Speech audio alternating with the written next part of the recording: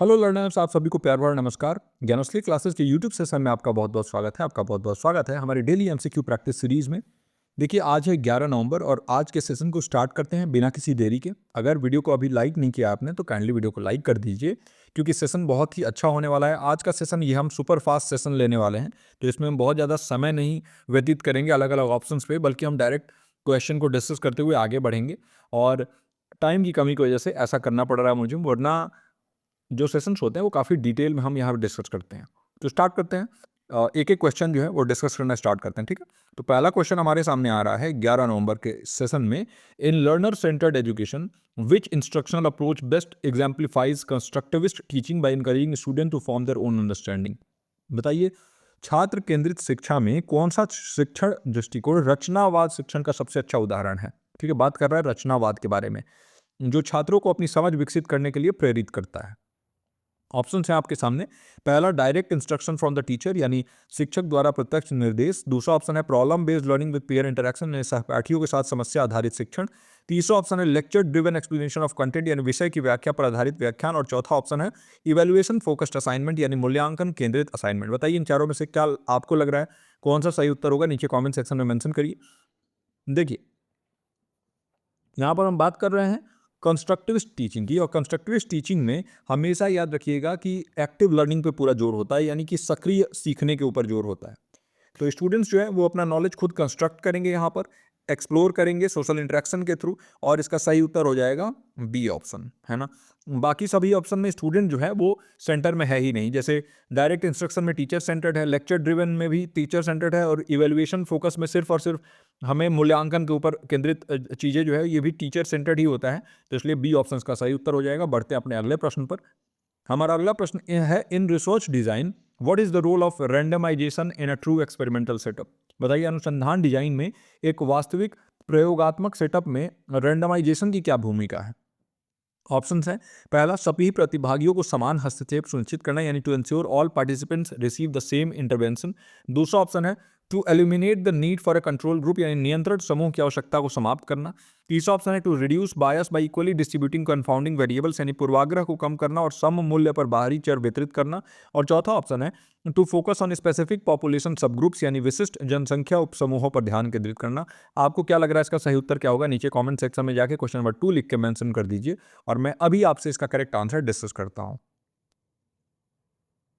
देखिए, बात हो रहा है यहाँ पर एक वास्तविक प्रयोगात्मक सेटअप में, यानी कि एक ट्रू एक्सपेरिमेंटल सेटअप में रैंडमाइजेशन का रोल। रैंडमाइजेशन मतलब क्या हो गया कि आप जो है ना कैसे रैंडमली जो भी वेरिएबल्स हैं उनको इक्वली डिस्ट्रीब्यूट कर रहे हैं, है ना। अलग अलग ग्रुप्स में एक्सपेरिमेंटल ग्रुप होते हैं, कंट्रोल ग्रुप होता है, दो ग्रुप होता है ना।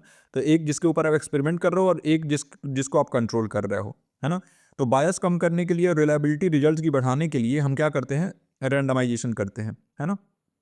तो ये प्रोसेस बहुत इंपॉर्टेंट होता है अगर आप वैलिड कॉज फाइंड आउट करना चाहते हैं, कारण, अगर सही कारण आप फाइंड आउट करना चाहते हैं।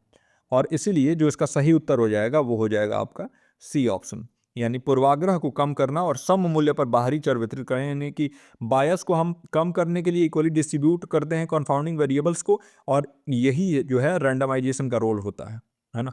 बाकी सभी ऑप्शन यहाँ पर गलत हैं। और स्पेसिफिक पॉपुलेशन सब ग्रुप पे ध्यान नहीं देते हैं। Eliminate need for a control group बिल्कुल नहीं होगा। एक्सपेरिमेंट होगा तो कंट्रोल ग्रुप तो होगा ही। और सेम इंटरवेंशन अगर सभी पार्टिसिपेंट्स को मिलेगा तो फिर पता कैसे चलेगा कि किसके ऊपर वो काम कर रहा है, किसके ऊपर नहीं काम कर रहा। तो इसलिए सी ऑप्शन का सही होगा। नेक्स्ट क्वेश्चन पे चलते हैं।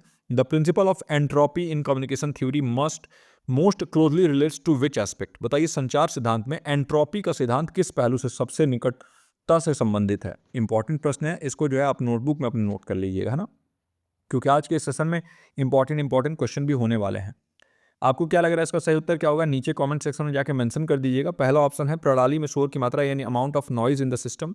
दूसरा ऑप्शन है uncertainty reduction in the communication process, यानी संचार प्रक्रिया में अनिश्चितता में कमी। तीसरा ऑप्शन है increase in redundancy for clarity, यानी स्पष्टता के लिए अतिरिक्तता में वृद्धि। और चौथा ऑप्शन है कंसिस्टेंसी इन मैसेज इंटरप्रिटेशन, यानी संदेश की व्याख्या में स्थिरता। बताइए इसका सही उत्तर क्या होगा? आपको क्या लग रहा है, एंट्रोपी जो है कम्युनिकेशन थ्योरी में सबसे ज्यादा क्लोजली रिलेट किससे कर रहा है? देखिए, कम्युनिकेशन में जो एंट्रोपी होता है ना, वो हमें अनसर्टेनिटी बताता है।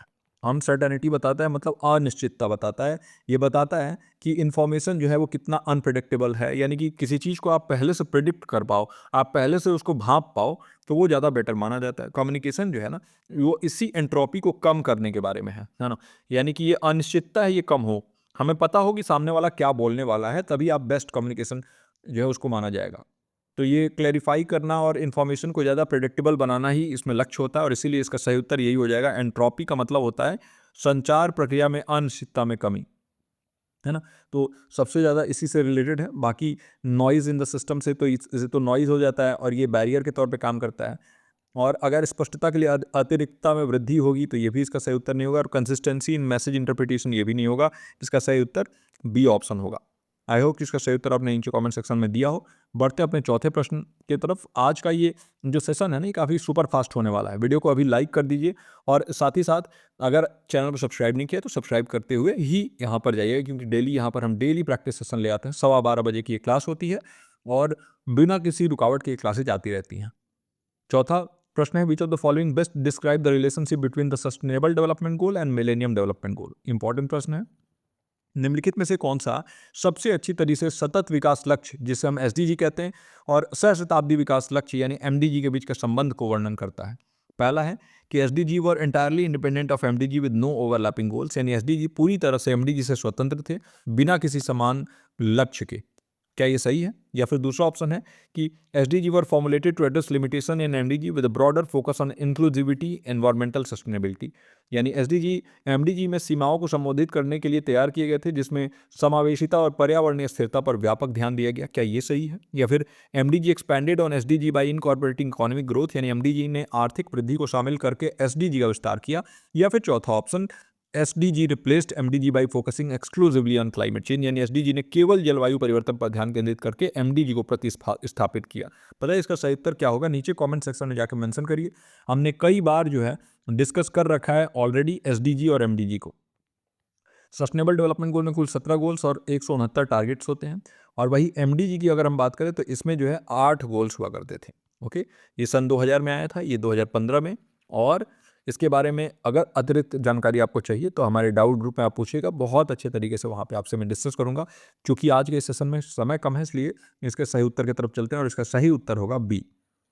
देखिए, जो सस्टेनेबल डेवलपमेंट गोल्स हैं, इनको लाया ही इसलिए गया था क्योंकि मिलेनियम डेवलपमेंट गोल इतने कॉम्प्रिहेंसिव नहीं थे। उनके अंदर बहुत सारी चीज़ें जो है वो छूट रही थी, और उन्हीं कमियों को पूरा करने के लिए, ये समावेशिता बढ़ाने के लिए और इन्वायरमेंट सस्टेनेबिलिटी के बारे में बात नहीं करते थे, उसको लाने के लिए जो है इसको लाया गया, है ना? गोल्स तो ओवरलैप होते ही हैं, जैसे फर्स्ट सेकंड थर्ड गोल तो ओवरलैप होते ही हैं। जैसे उसमें भी पॉवर्टी एंड हंगर के बारे में बात हुआ है, एसडीजी में भी और एमडीजी में भी, तो ऐसा नहीं है कि ओवरलैपिंग गोल नहीं है। तो पहला गलत हो गया। और एसडीजी जो है ना, सिर्फ इकोनॉमिक ग्रोथ के लिए नहीं, और ना ही सिर्फ और सिर्फ क्लाइमेट चेंज के लिए है, बल्कि बहुत ही व्यापक अलग अलग गोल्स थे। तो इसलिए बी ऑप्शन इसका सही हो जाएगा। एसडीजी एमडीजी में सीमाओं को संबोधित करने के लिए तैयार किए गए थे, जिसमें समावेशिता और पर्यावरणीय स्थिरता पर व्यापक ध्यान दिया गया। अब हम बढ़ते हैं अपने पांचवें प्रश्न की तरफ। हम इस सेशन के हाफ वे तक पहुंच चुके हैं। वीडियो को अभी तक लाइक नहीं किया तो काइंडली वीडियो को लाइक कर दीजिए। देखिए, which of the following is considered a critical challenge in implementing massive open online courses within the Indian higher education system. बताइए, भारतीय उच्च शिक्षा प्रणाली में विशाल मुक्त ऑनलाइन पाठ्यक्रम, जिसे मैसिव ओपन ऑनलाइन कोर्सेज मूक कहते हैं, इसको लागू करने में निम्नलिखित में से कौन सा एक गंभीर चुनौती माना जाता है? पहला ऑप्शन है पाठ्यक्रम की अपर्याप्त उपलब्धता यानी इनसफिशिएंट कोर्स अवेलेबिलिटी। दूसरा ऑप्शन है सरकारी वित्त पोषण की कमी यानी लैक ऑफ गवर्नमेंट फंडिंग। तीसरा ऑप्शन है सीखने में जुड़ाव की कमी के कारण उच्च ड्रॉप आउट दर यानी high drop out rates due to lack of learner engagement. और चौथा ऑप्शन है over supply of academic resources यानी शैक्षणिक संसाधनों की अति आपूर्ति। बताइए इसका सही उत्तर क्या होगा चारों ऑप्शन में से? आपको क्या लग रहा है इसका सही उत्तर क्या होगा? नीचे कमेंट सेक्शन में जाकर क्वेश्चन नंबर 5 लिखिए, और उसके नीचे जो भी आपको इस ऑप्शन में से सही लग रहा है इन चारों में से, वो लिख डालिए। सीधे चलते हैं इसके सही उत्तर पर, और सही उत्तर है C option. High drop out rates due to lack of learner engagement, सीखने में जुड़ाव की कमी के कारण उच्च ड्रॉप आउट दर। देखिए, हाई ड्रॉप आउट रेट जो है ना, ये सिग्निफिकेंट इशू है मैसिव ओपन ऑनलाइन कोर्सेज में, क्योंकि देखिए कई बार यहाँ पर ना लैक ऑफ एंगेजमेंट देखने को मिलता है, क्योंकि ये ऑनलाइन चीज़ें होती हैं तो बहुत ज़्यादा ट्रैक नहीं कर पाते हैं हम, है ना? और ऑनलाइन सेटिंग में मोटिवेशन की, अभिप्रेरणा की भी कमी हो जाती है। ये चैलेंज स्पेशली इंडियन कॉन्टेक्स्ट में देखें तो बहुत बड़ी चैलेंज है, जहाँ पर ऑनलाइन लर्निंग जो है ना, इसमें रिटेंशन आवश्यकता होती है और ज़्यादा लर्नर सपोर्ट अगर रहेगा और साथ ही साथ लर्नर अगर इंट्रिंसिकली मोटिवेटेड रहेगा, यानी अपने अंदर से खुद का मोटिवेशन जब तक रहेगा तभी जाके ये ऑनलाइन कोर्सेज यहाँ पर सक्सेसफुल होंगी। कोर्स की अवेलेबिलिटी बहुत है तो ये तो गलत हो गया, गवर्नमेंट फंडिंग भी दे रही है, ये भी गलत हो गया ऑप्शन, और एकेडमिक रिसोर्सेज का ओवर सप्लाई हो जाएगा तो कुछ गलत नहीं है, लेकिन हाई ड्रॉप आउट रेट्स जो है ना, ये जो है सबसे बड़ा प्रॉब्लम आ रहा है मूक्स को इम्प्लीमेंट करने में भारतीय उच्च शिक्षा प्रणाली में, और इसीलिए इसका सही उत्तर सी ऑप्शन हो जाएगा। आई होप कि इसका सही उत्तर नीचे कॉमेंट सेक्शन में आपने दिया हो। अब हम बढ़ते हैं अपने छठे प्रश्न की तरफ। आसान प्रश्न है, in ICT which among the following protocol ensure secure data transmission over the internet by encrypting data packets. अगर आईसीटी में निम्नलिखित में से कौन सा प्रोटोकॉल इंटरनेट पर डेटा पैकेटों को एनक्रिप्ट करके सुरक्षित डेटा ट्रांसमिशन सुनिश्चित करता है? कई बार हम डिस्कस कर चुके हैं, एफटीपी जो है ये फाइल ट्रांसफर के लिए होता है, तो ये तो हो नहीं सकता है ना, तो ये गलत हो गया। HTTP जो है ना अच्छा, आपको क्या लग रहा है इसका सही उत्तर नीचे कमेंट सेक्शन में जरूर मेंशन कर दीजिए। HTTP जो है हाइपर टेक्स्ट ट्रांसफर प्रोटोकॉल, ये ट्रांसफर करने के लिए तो होता है प्रोटोकॉल्स को, लेकिन ये जो एनक्रिप्शन वाली बात आ रही है ना, ये नहीं करता है, तो ये भी नहीं होगा। TCP जो होता है ना, ये तो बिल्कुल ही नहीं होगा यहाँ पर, और HTTPS जो होता है ना, ये इसी का एक वर्जन है, hyper text transfer protocol secure है, तो ये सिक्योर्ड वाला वर्जन ही इसका सही उत्तर हो जाएगा, क्योंकि एनक्रिप्टेड डेटा पैकेट्स को इंटरनेट पर ट्रांसमिट करने के लिए इसी का हम यूज़ करते हैं, और जो जिस भी वेबसाइट के पहले HTTPS लिखा होता है तो आप मान लीजिए कि वो सिक्योर्ड वेबसाइट है ना। तो अगर आप सेंसिटिव इन्फॉर्मेशन वगैरह उसको भेजना चाहते हैं, सिक्योरिटी अगर इंटरनेट पर ज़्यादा चाहते हैं, तो आप HTTPS का इस्तेमाल करते हैं, तो इसलिए इसी का सही उत्तर जो है ये डी ऑप्शन हो जाएगा। अब हम बढ़ते हैं अपने सातवें प्रश्न की तरफ। Which logical fallacy occurs when a person falsely claims that a specific event must follow from another without sufficient evidence to support this. Important question है, किस तर्कात्मक भ्रांति में एक व्यक्ति बिना पर्याप्त साक्ष्य के यह दावा करता है कि एक विशिष्ट घटना दूसरे के कारण अवश्य घटित होगी, है ना। अब इसके बारे में मैं कई बार आपको बता चुका हूँ, अलग अलग जो है पॉलिसी हम ऑलरेडी डिस्कस कर चुके हैं। पहला ऑप्शन है सर्कुलर रीजनिंग या वृत्तीय तर्क, दूसरा ऑप्शन है स्लिपरी स्लोप ढलान का तर्क, फॉल्स डाइकोटमी गलत द्वैधता, और चौथा ऑप्शन है अपील टू इमोशन यानी भावनात्मक अपील। बताइए इसका सही उत्तर आपके हिसाब से क्या होगा? क्वेश्चन नंबर 7 लिख के नीचे कमेंट सेक्शन में मेंशन कर दीजिए। देखिए, एक इवेंट के होने से दूसरा इवेंट अगर बताया जा रहा है कि हो रहा है, तो वो एक ही होता है, वो स्लिपरी स्लोप होता है। मैंने आपको बताया था राई का पहाड़ बनाना, है ना, मतलब एक छोटी सी चीज़ हुई, घटना होगी, और आप उसको बढ़ाते बढ़ाते बढ़ाते बहुत बड़ा बना दोगे। जैसे आपके सामने से बिल्ली गुजर गई, आप बोलोगे कि बिल्ली ने रास्ता काट दिया, अब मैं जहाँ जा रहा हूँ वहाँ हो सकता है मेरा काम ना हो, मैं ऑफिस में जा रहा हूँ और मेरा पैर स्लिप हो जाए, मैं गिर जाऊँगा तो मेरा पैर टूट जाएगा तो मैं 1 महीने तक ऑफिस नहीं आ पाऊँगा, ऑफिस अगर नहीं आ पाऊँगा तो मुझे जॉब से निकाल देंगे। तो सोचिए, एक छोटी सी बिल्ली के रोड क्रॉस करने से आपने कितना कुछ सोच लिया। इसी को हम कहते हैं स्लिपरी स्लोप, है ना। तो स्लिपरी स्लोप पॉलिसी जो है ना, ये अज्यूम करता है कि कोई भी एक एक्शन जो है उससे चेन ऑफ इवेंट्स हो जाएंगे, बहुत ही एक लंबा चेन बन जाएगा ऐसे इवेंट्स का, और इसमें कोई लॉजिक नहीं रहता है ना, विदाउट एनी लॉजिकल एविडेंस। तो ये ज़्यादातर ये देखा जाता है कि एग्जेजरेट कर देना, है ना, किसी भी चीज़ को बहुत बढ़ा चढ़ा के एग्जेजरेट कर देना, और एक्सट्रीम आउटकम सोच लेना, बहुत ज़्यादा एक्सट्रीम तक पहुंच जाना, बहुत ज़्यादा ऐसे अति सोच लेना, तो यही जो है स्लिपरी स्लोप होता है, और यही इसका सही उत्तर होगा, है ना। बढ़ते हैं अपने अगले प्रश्न पर। हमारा आठवां प्रश्न है, in teaching evaluation which of the following best represents the concept of constructive alignment. Important प्रश्न है, बताइए शिक्षण मूल्यांकन में संरचनात्मक संरेखन की अवधारणा का सबसे अच्छा प्रतिनिधित्व निम्नलिखित में से कौन करता है? पहला ऑप्शन है aligning test with textbook content, यानी पाठ्य पुस्तक सामग्री के साथ परीक्षणों का संरेखन। दूसरा ऑप्शन है ensuring assessment teaching activities and learning outcomes are cohesive and goal driven, यानी आकलन शिक्षण गतिविधि और सीखने के परिणामों को एकीकृत और लक्ष्य संचालित बनाना।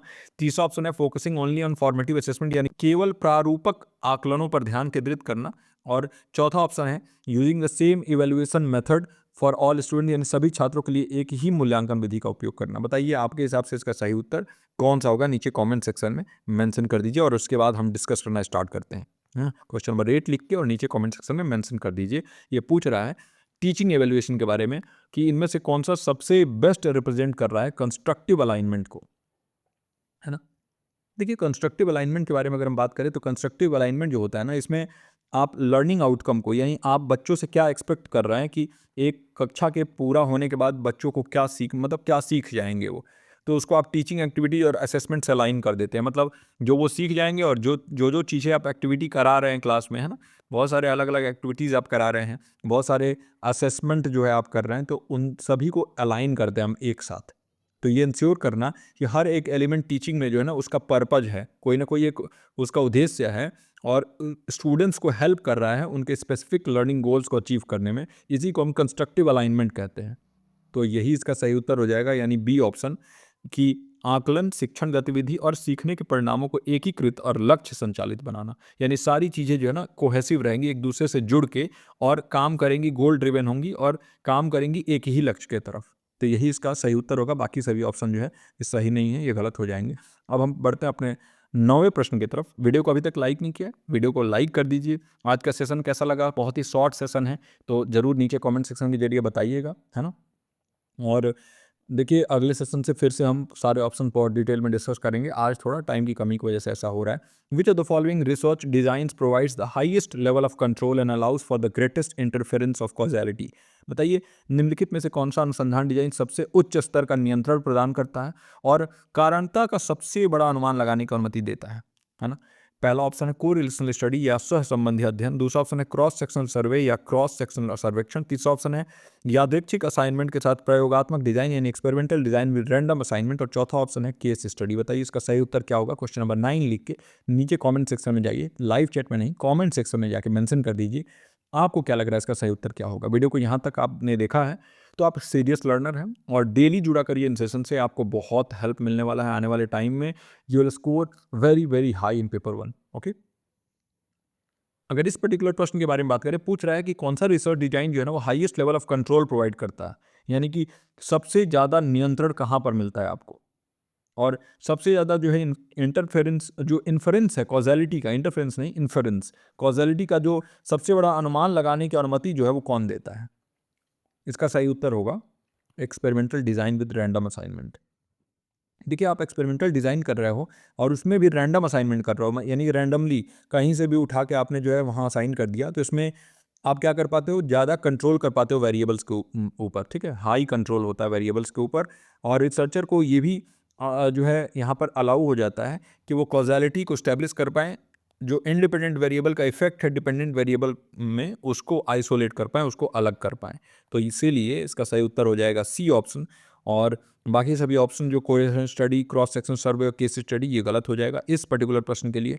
अगर आप चाहते हैं कि ग्रेटेस्ट इन्फरेंस ऑफ कॉजैलिटी आपको मिले, हाईएस्ट लेवल ऑफ कंट्रोल मिले, तो आपको करना होगा एक्सपेरिमेंटल डिज़ाइन, और वो भी रैंडम असाइनमेंट के साथ। यानी कि आपको यादृच्छिक असाइनमेंट चाहिए, रैंडमली कोई भी चीज़ वहाँ पर असाइन हो रही है तो उसमें बायसनेस खत्म हो जाता है, एक्सपेरिमेंटल डिज़ाइन पे कंट्रोल बहुत ज़्यादा बढ़ जाता है और आइसोलेट करने में हेल्प हो जाता है। अगर हम बात करें इंडिपेंडेंट वेरिएबल का डिपेंडेंट वेरिएबल के ऊपर जो इफेक्ट है, इसलिए इसका सही उत्तर सी ऑप्शन हो जाएगा। बढ़ते हैं अपने अगले और आखिरी प्रश्न के ऊपर।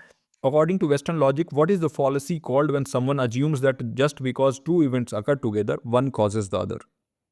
बहुत ही अच्छा प्रश्न है, इंपॉर्टेंट, मार्क कर लीजिएगा। पाश्चात्य तर्क के अनुसार उस भ्रांति को क्या कहा जाता है जब कोई मानता है कि केवल दो घटनाओं के एक साथ होने के कारण एक घटना दूसरे को उत्पन्न कर रही है या उसका कारण है? पहला ऑप्शन है पोस्ट हॉक अर्गो प्रॉप्टेड हॉक, दूसरा ऑप्शन है एड होमिनेम, तीसरा ऑप्शन है रेड हेरिंग, और चौथा ऑप्शन है बैंड वैगन। बताइए कौन सी पॉलिसी है ये? क्वेश्चन नंबर 10 लिख के आपको क्या लग रहा है इसका सही उत्तर क्या होगा, नीचे कमेंट सेक्शन में मेंशन कर दीजिए, और फिर हम डिस्कस करते हैं इस पर्टिकुलर प्रश्न को। देखिए बहुत ही अच्छा प्रश्न है और शायद आपको पहली बार देखने को मिल रहा होगा। बताइएगा कि ये प्रश्न आपको कैसा लगा, है ना। आज के सारे ही प्रश्न बहुत ही अच्छे थे, है ना। क्योंकि टाइम की कमी की वजह से बहुत ज़्यादा टाइम मैं नहीं दे पाया, लेकिन फिर भी जो है अच्छा खासा टाइम हमने दिया है हर क्वेश्चन को। तो इसका सही उत्तर हो जाएगा A option, post hoc ergo propter hoc. ये जो है ना लैटिन में लिखा हुआ है, लैटिन लैंग्वेज होता है और लैटिन में लिखा हुआ है, और इसका मतलब क्या है, after this, therefore, because of this, because of this. ये इसका सही उत्तर होगा कि मिस्टेकनली जो है ना ये अज्यूम कर लेना कि एक इवेंट अगर दूसरे के बाद हो रहा है तो इसका मतलब ये है कि उसका कारण वही है ना। और भले ही इसके लिए आपके पास कॉजल एविडेंस ना हो, है ना। मान लीजिए कि बारिश हो रही है, बारिश स्टार्ट हुई और किसी का घर जो है वो ढह गया। अब आपने मान लिया कि बारिश की वजह से वो घर ढहा है, लेकिन हो सकता है कि घर का नींव जो है वो कमज़ोर हो, पहले से ही वो गिरने वाला था और ये तो एक जस्ट यहाँ पर एक ऐसी घटना हुई कि बारिश भी हो गई और घर भी गिर गया और इस वजह से हमें लगा कि बारिश की वजह से घर गिरा है ना? तो ये जो है हो सकता है कोइंसिडेंस हो, तो इसलिए post hoc ergo propter hoc इसका सही उत्तर हो जाएगा और बाकी रेड हेरिंग, बैंडवैगन और एड होमिनेम इसका सही उत्तर नहीं होगा। अगर आप चाहते हो मैं सभी टाइप के फॉलिसी के बारे में आपको बता दूं तो आप मुझे डाउट ग्रुप में ज़रूर बोल दीजिएगा और वहाँ पर मैं सभी प्रकार के पॉलिसीज़ को आपको बहुत ही डिटेल में एक्सप्लेन कर दूंगा। तो इस वीडियो में यहीं तक। आई होप कि आपको आज का ये फास्ट ट्रैक सेशन जो है वो अच्छा लगा हो और यहाँ पर सारे ही मैंने आंसर की प्रोवाइड कर दिया है। आपको ये पीडीएफ रात को 10 बजे टेलीग्राम चैनल पर मिल जाता है हमारे गैसली के और वहाँ से आप डाउनलोड कर सकते हैं। डेली जो है 12:15 का ये सेशन होता है दोपहर का और बहुत ही फ्रूटफुल सेशन है और अभी तक जितने भी सेशन हुए हैं हमारे तो उसमें बहुत अच्छे अच्छे क्वेश्चन हमने डिस्कस किए हैं। तो इस वीडियो में यहीं तक। मैं मिलता हूँ आपसे अगले डिस्कशन सेशन के साथ। टिल देन आप अपना और अपनों का ख्याल रखिए। नमस्कार।